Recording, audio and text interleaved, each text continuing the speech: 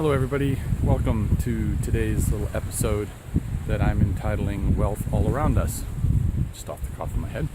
Anyways, wanted to share with you just a little secret and insight into life. I know a lot of times we struggle when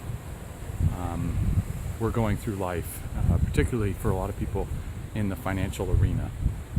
They struggle with the fact that they have lack, they don't have enough money, and this mindset literally robs you of your life because it gets you to focus on what you don't have instead of focusing on the wealth that you already do have. I mean, just standing outside at the ocean, for example, or looking at all of God's creation, there is a wealth all around us. There's a wealth of bushes, a wealth of grass, a wealth of ocean, innumerable trees, innumerable flowers, just a plethora of abundance all around us. And yet when we get focused on lack and our mind focuses on what we don't have, then what ends up happening is we end up drawing more lack to us. This morning I was enjoying a cup of coffee, and one of the things I like to do is to think about what goes into making a cup of coffee or into anything I'm enjoying, whether it's a meal, it's a piece of fruit, or a cup of coffee.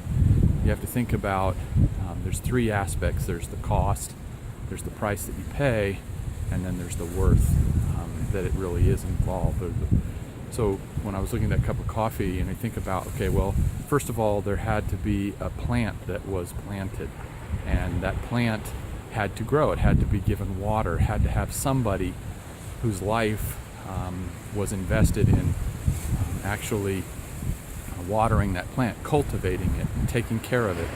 And then from the plant there was the harvesting of the bean, and that bean had to be harvested by physical labor and people, sometimes trucks, but a lot of times it's people.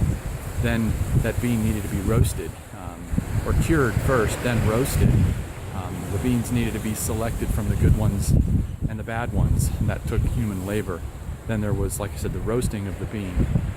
And then you have to think about the equipment that roasted the bean. How did it get there, right? The metal had to have been mined from the earth, and then that metal needed to be melted down, smelted, so that the impurities could be taken out, and then it needed to be formed and fashioned into pieces of metal that were then welded together to form the roaster. Then the roaster had to be hauled to the location where the roasting company had ordered that roaster and be installed, and then after installation hooked up. So all of that went into as well. And then there was after they roasted the bean, then they have to crush the bean, right, and grind it up. Well, the grinder needed to be mined from the earth and brought to manifestation from the idea. Then it needed to be packaged inside that little itty bitty packet itself.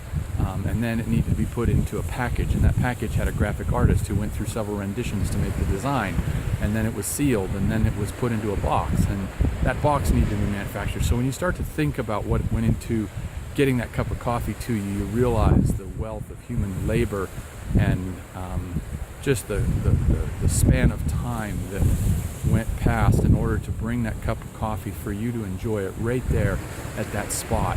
And the cost was absolutely astronomical, from the lives that were invested, the salaries that were paid, the labor that went into it, the manufacturing, the mining, all of that. If you had to do all of that just to make your cup of coffee that morning, first of all, you wouldn't enjoy that cup of coffee for several years.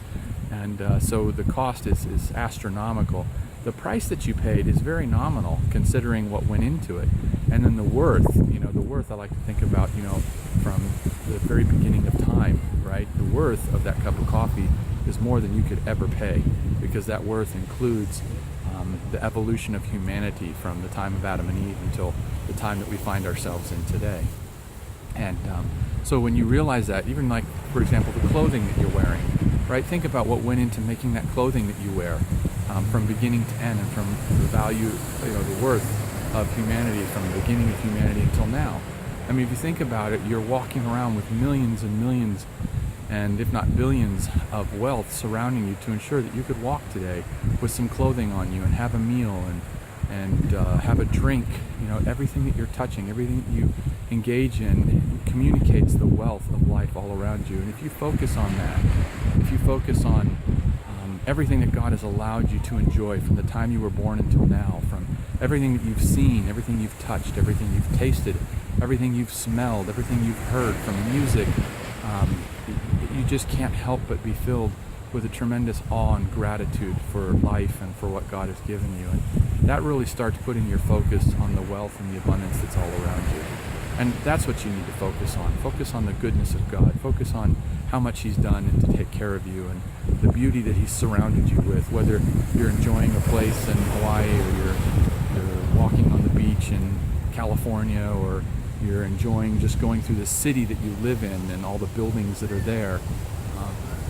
Whatever it is, take a moment to appreciate everything that you have, and focus on the wealth that God has already given you and surrounded you and supplied you with. And when you do that, you're going to begin to draw more of that to you. You're going to begin to appreciate life, because if you're focusing on lack and complaining and griping, then what ends up happening is you lose the life that God's giving you that day. And that's just the enemy's way of stealing, killing, and destroying not just your relationship with God, but enjoying the very aspect of life itself. So I want to encourage you today, as you go forward, to start looking at the abundance of life that's around you, everything that went in to allowing you to experience life today, right? From the clothes that you wear, the hat you wear, the shoes, the backpack, the cell phone that you're carrying, everything. You have so much wealth around you can't even fathom.